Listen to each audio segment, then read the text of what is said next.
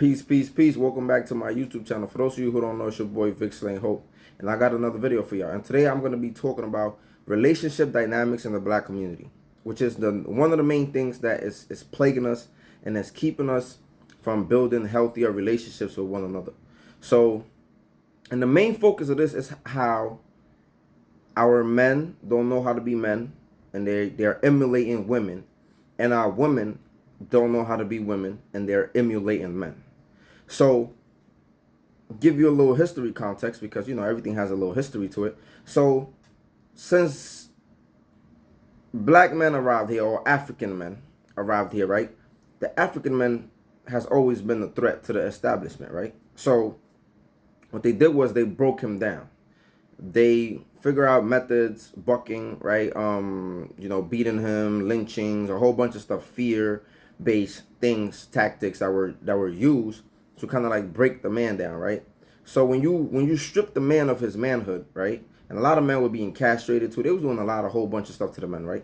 When you strip the man of his position, right? Because I believe in roles. When you strip the man of his position, and you debase him, and then that kind of like pushed our woman to kind of like hold it down. The black woman has been the nucleus to the black family for a long time, you know, and you know the official sisters know this, right? The sisters that are in tune with what's going on, they know this, right? So when they got wind of the black woman being the nucleus to the family, right?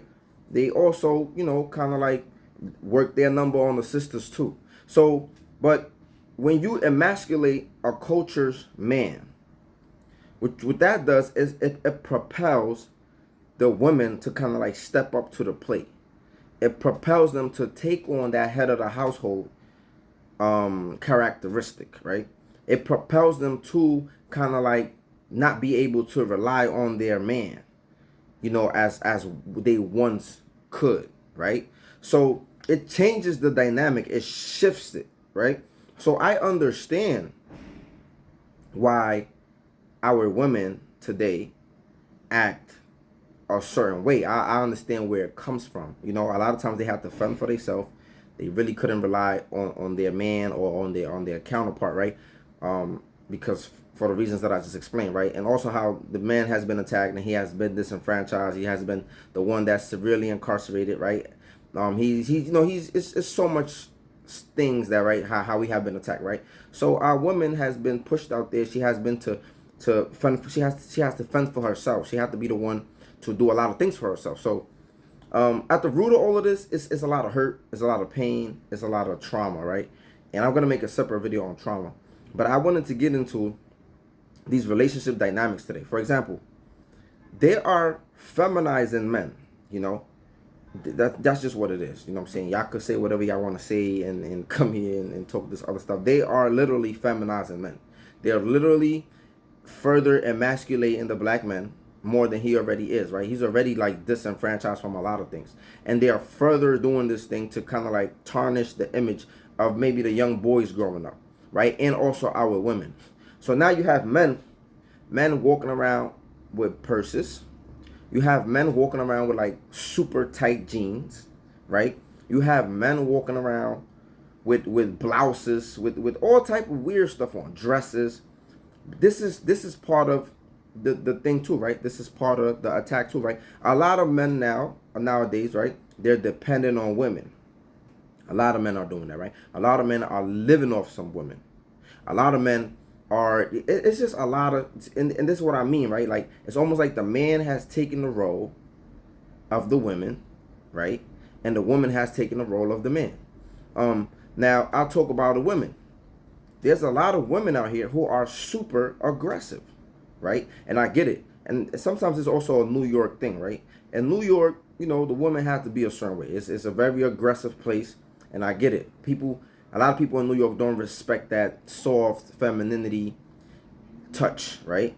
That a lot of our sisters are kind of like born with, I would say. Well, I don't know about born now because DNA changes and epigenetics and all that stuff. But anyway, excuse me, you get the point. So, but a lot of our sisters today are very aggressive. They exhibit a lot of masculine behavior. Before I get to the sisters, also jail, when you go to prison, it's proven they feed you a lot of soy. 70% of the stuff that they feed you in the meat or the fake meat is 70% soy, 30% meat. When a man consumes a lot of soy, it starts to produce a lot of estrogen in him. So estrogen is a woman hormone. So it's a lot of things, there's a lot of ways in which they are messing with us, right? And that brings about different emotions. So a lot of dudes out here running around acting like bitch ass niggas. Again, I don't really, what I'm saying, but I don't really use those words. But I'm just trying to emphasize certain things. So back to the women, and a lot of our women are acting like men, right? A lot of women, you see it on the internet. A lot of women be like, I'm the realest nigga I know. It's nothing cute or attractive about that. A lot of women are running around. You see them arguing with men. People be trying to say, oh, a man shouldn't be arguing with a woman. But a lot of these arguments are women arguing with men because they feel like they could do that. They feel like, some women feel like they could beat a man. Some women feel like I'm gonna punch him in his face.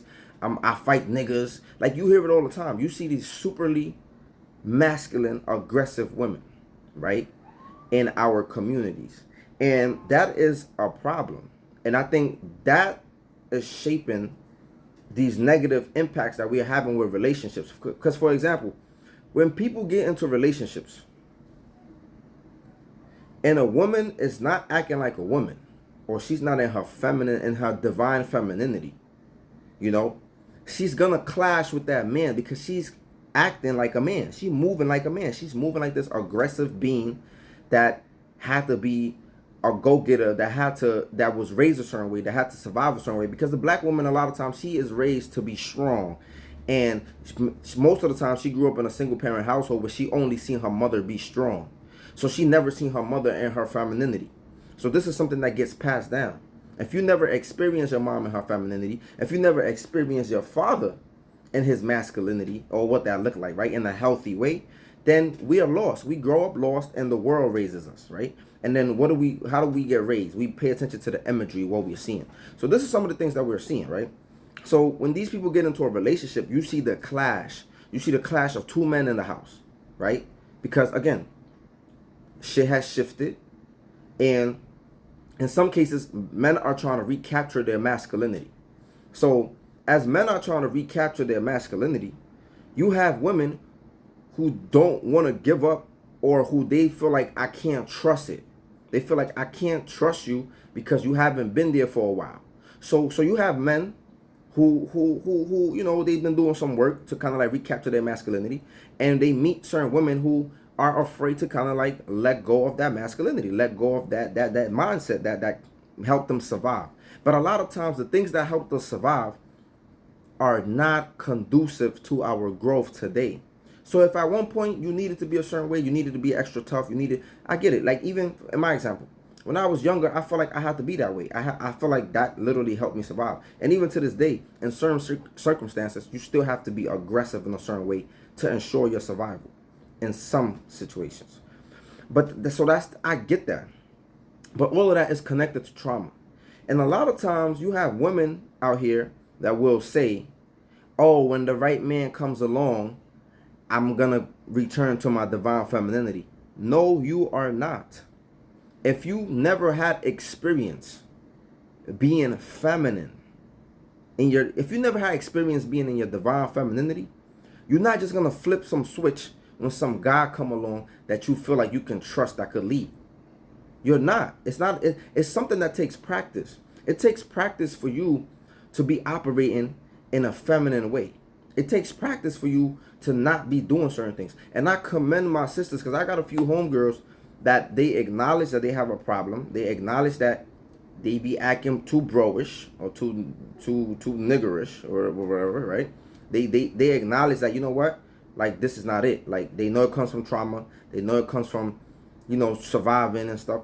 And they're working. These are women that are working because they acknowledge there's a problem. So they are working to kind of like change that. They are working to be more feminine. They are working to kind of like restore some of the stuff that they were forced to kind of like abandon because of the environment that we live in. So that's the whole point I was trying to get to.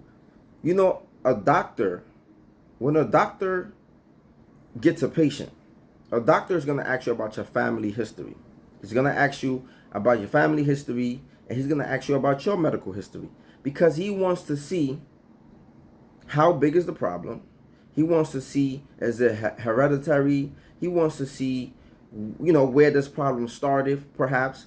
He wants to see that so that he has enough information so that he can treat you. A lot of us, we talk about the history. We know where it come from. We talk about the emasculation of men. We talk about the super empowerment of women. And we talk about all these things. And there's nothing wrong with a woman being empowered. The problem is when she starts believing that she is the man. You're not the man. Biologically, you're not the man. You're not going to be the man. No matter how tough you talk or how crazy you try to get, you're not going to be the man, right? You're just not. So the problem becomes, that's what becomes the problem. The problem becomes, we look into the past. We might understand it a little bit, but we don't seek the treatment. We have to seek the treatment. And some of us, I get it, we don't know how to get treated. We don't know how to go about it, who to talk to, how do we start. We don't know that. But we have to get the treatment. And perhaps maybe I'll make a video, but I told people, for the most part, you have to start studying. Mental health is very important. And this is why I feel like I wanted to study mental health. Psychology is very important. Read books on psychology. You don't got to go to college and study it, but you can do your own independent research. You could try to get therapy. You could do so many different things to try to understand what are some of the issues that you're going through. So hopefully this video benefits y'all, us as a people. Let me know in the comment section what y'all think about it. Do y'all agree? Do y'all disagree? What do y'all think is really the issue with the relationship dynamic between black men and black women? Let me know in the comment section your thoughts, because they matter. And hopefully this was beneficial to somebody and we could get the conversation rolling. Peace.